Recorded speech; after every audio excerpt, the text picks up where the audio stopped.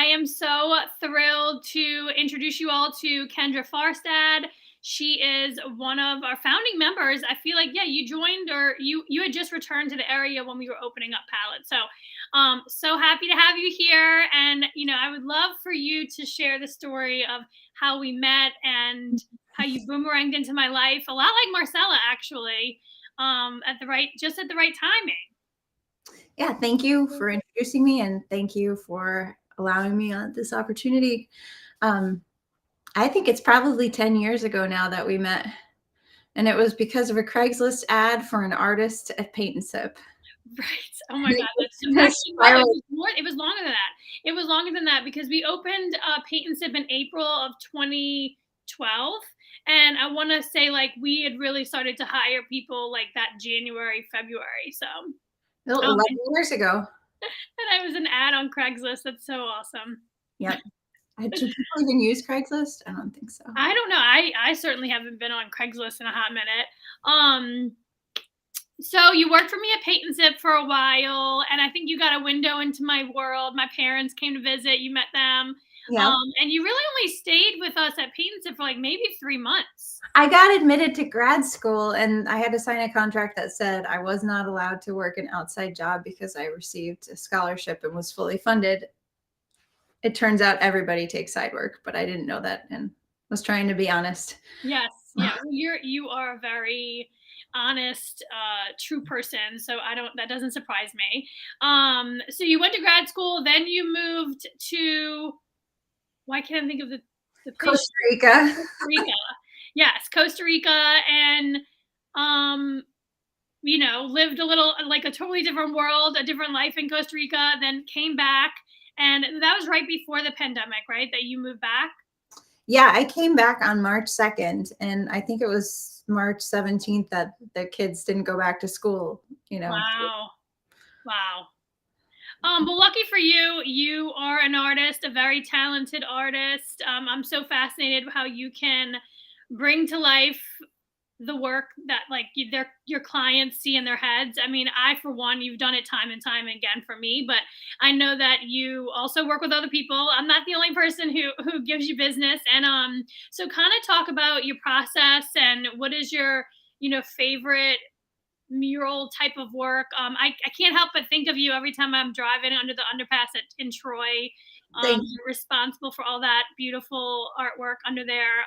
So tell us more about how you came to really focusing more on murals and what is like your favorite part about it? My favorite part about it is getting to know new people and hearing what really sparks their interest and sparks joy and all of those nice, happy things. My favorite types of projects are the ones where people let me work intuitively. So currently I'm doing a project for Rise through Lindsay Connors, who's an amazing human. And it is a apartment complex that is for low income housing. There's a community room on site, and I chose to do a mural in the community room. It's full design freedom. So I thought to bring nature in to kind of be a soothing presence for people that have been through some turmoil in their life and were looking for some calmness and stability. So those are my favorite types of projects where people just reach out to me and say, I've heard that you can, kind of meet with a client and figure out what they're looking for and then just go for it.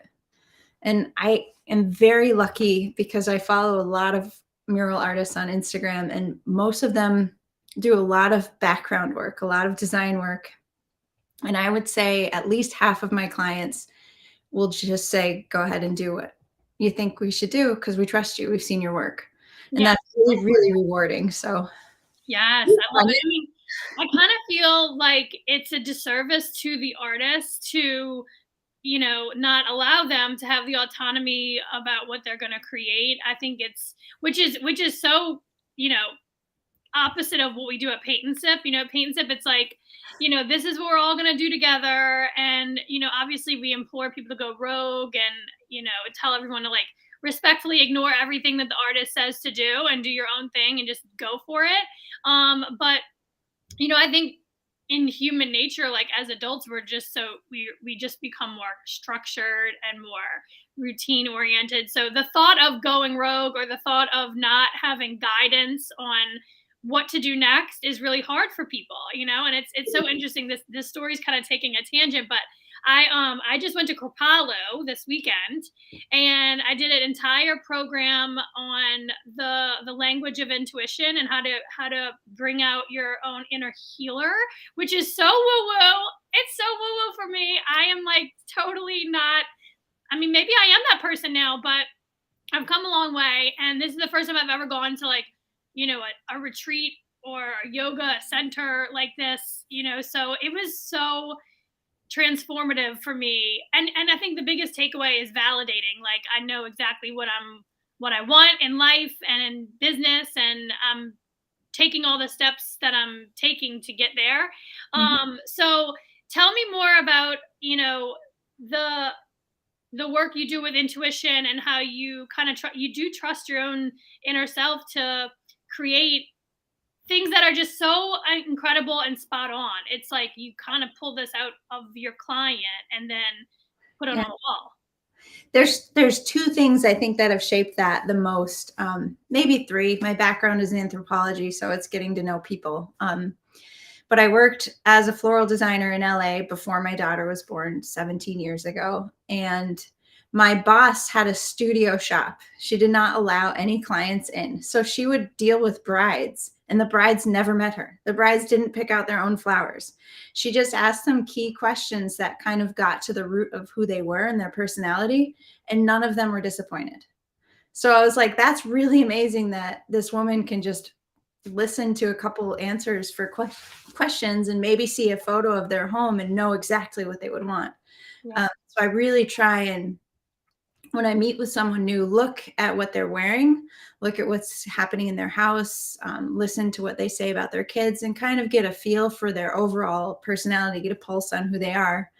And the other thing, you're talking about transformation at Kripalu. I went through a very traumatic life event right before I came back from Costa Rica, and really didn't know where I was going to go. I was really low, at a really low point. My self-esteem was completely diminished, and I knew I had this, degree in archaeology, and I had a somewhat decent mural career before I left, but I was coming back with nothing and didn't know where it was going to go, and just trusted my gut, started reaching out to people about doing community murals.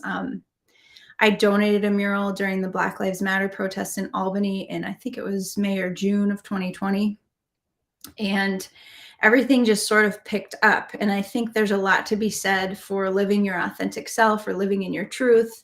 When I came back, I also did a second yoga teacher training, and it was highly focused on personal development. So that helped me go inside and really process maybe why I made poor choices in the past, and how I could rectify that going forward.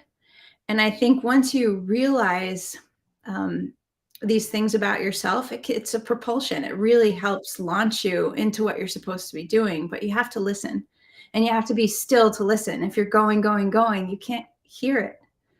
So Yeah, I mean, that is like that is the biggest takeaway that I had over the weekend, is that, it's very challenging for me to go away with nothing to do.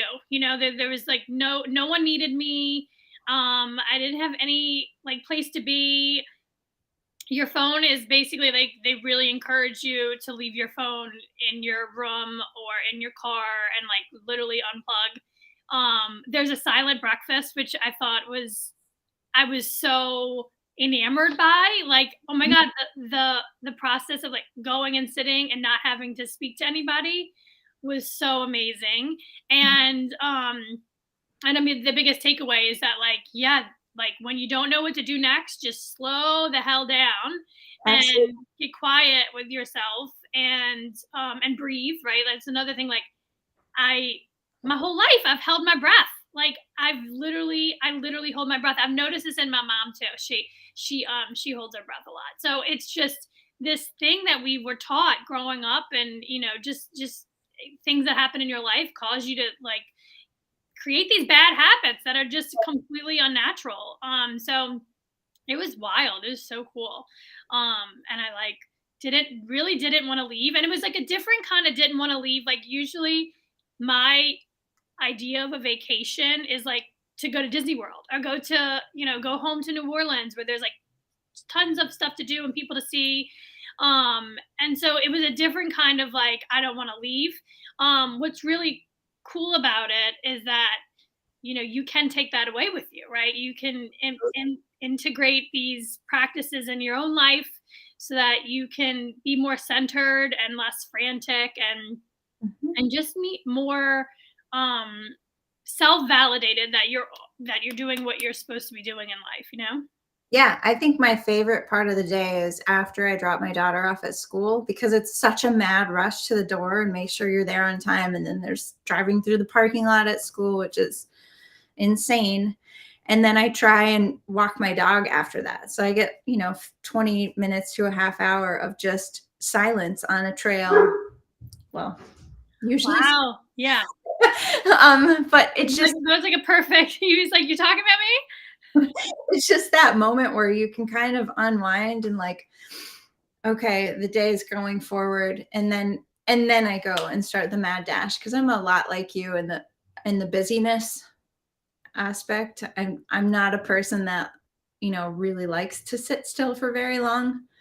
My escape for that has always been going hiking or going into nature, and it's quiet there, but I'm still moving. I'm still, marching down the trail or whatever. But it's so important.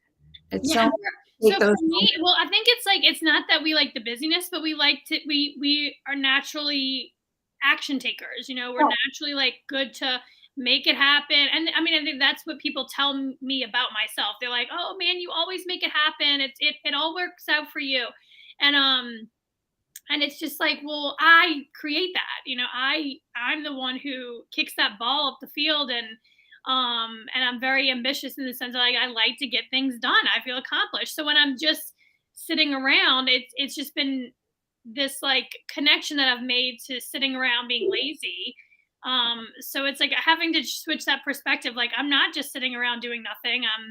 I'm thinking about, myself and like, I've had to really discover through lots of therapy and through like, a yoga retreat, my first yoga retreat, whatever, I'm like so awakened, right? Which is total BS. But like, what is it that why can't I sit still? Why can't I just like, chill?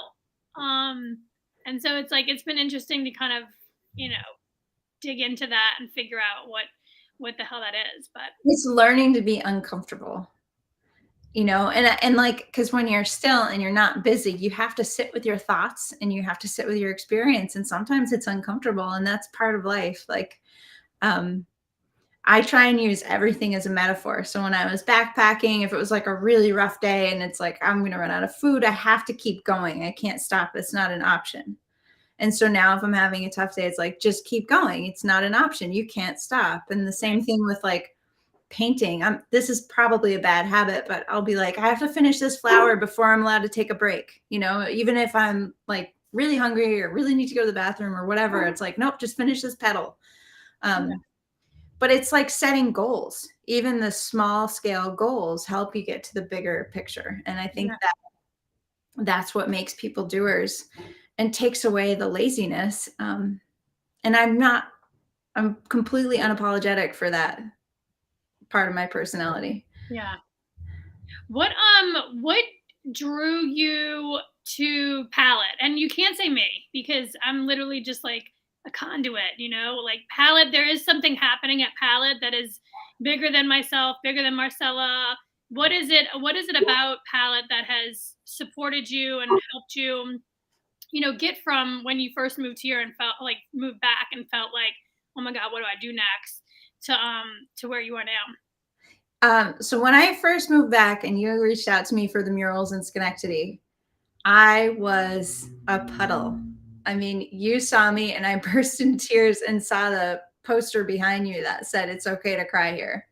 And Marcella came over and was like, "Let me cross your energy and let me help you." And you did draw me in, but I've stayed because of the people who are there. I've never met a more encouraging and supportive group of women. There's minimal, if any, cattiness, and it's just for somebody who's I'm intimidated to go to events usually. They're not I just don't usually go. I have to stay home or I go with someone so I can kind of cling. And I don't feel the need to do that. I've gone to multiple events by myself and I always find someone to talk to and I always meet someone new. I learn something new. It's just a really cool community of women. And I think I've met a few men too, Neil through Writers Club, um, Jeff Buell. It's just great to meet new people and to hear different perspectives too. But also that most of us are entrepreneurs or trying to find a side gig or something along those lines. And to hear the struggles of other people and know that you're not alone, like the solidarity of it is huge. Yeah. Yeah. I mean, and even like for myself, I think the biggest takeaway for me about Palette is that I'm getting the opportunity to hear other people's experience, and they're willing to share that experience because of, the culture at Palette and just the openness that everyone has and no judgment. Um, and the willingness to learn about each other is so, I don't know. It's like, Unique. It's a unique environment. Yeah. yeah, like people actually do give a shit and care about what each other are working on and how they're getting through. And a lot of it is like so that they can take that away and bring that back into their own stuff and their own lives. But it's also a sense of like belonging. Like you belong to a community of people who, they know when you're not there. They're like, wait a minute, where's Kendra? Or Catherine, you haven't been in Palette for a while. It's like it's not just a one-way street. It's like there are other people who reach out to each other, and there's a lot of happenings that are going on that really, Marcella and I have no real.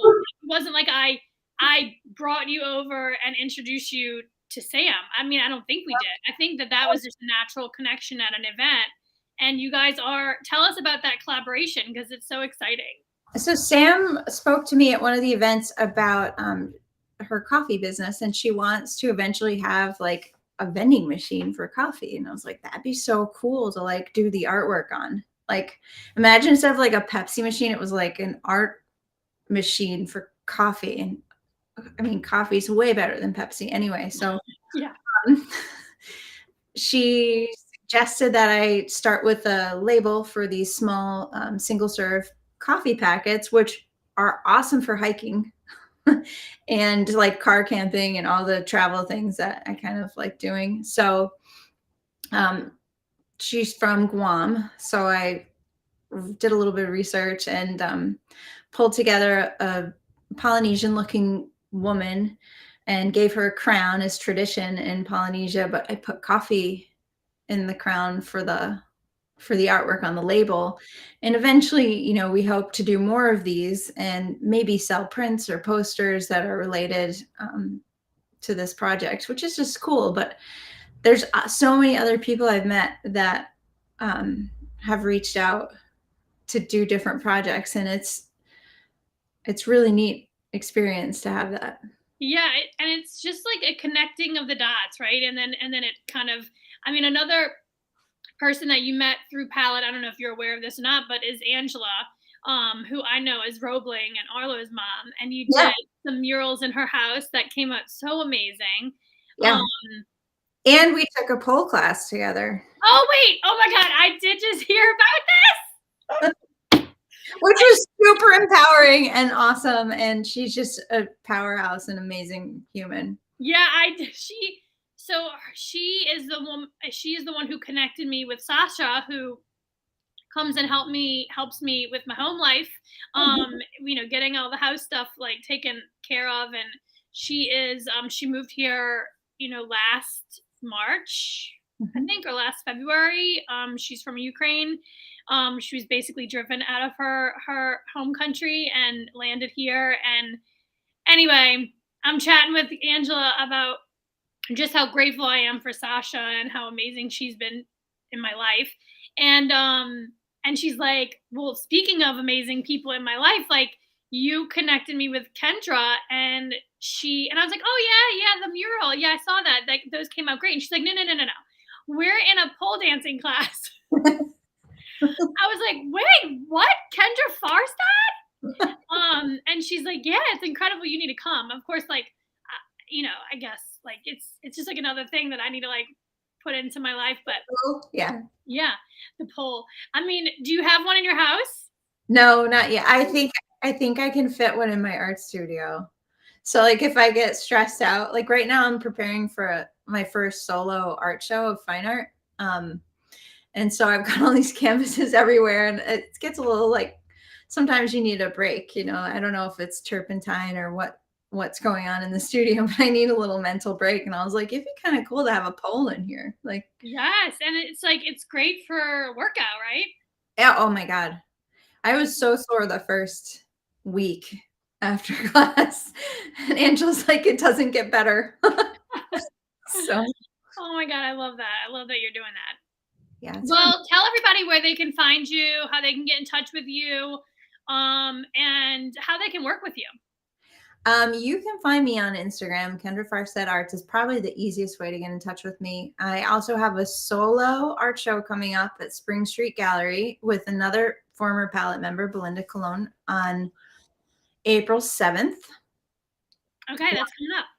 So that's coming up, and it's like kind of a big deal. Because I'm a mural artist. It goes with construction, but to actually have a showing of smaller paintings is super intimidating, but also really cool. So I Oh, hope. I'm so excited. So yeah, everyone needs to come to the show. It's April 7th at Spring Street Gallery. And what time is it just ongoing or Figure out the time. The show will be up for 4 to 6 weeks, though, so you'll have time to see it if you can't make it to the opening. And there will be an artist talk, I believe, on April 22nd. okay. So So some, cool. yeah. And then my murals are kind of all over. If you want to check them out, there's one at the Brick in Saratoga over on West Ave.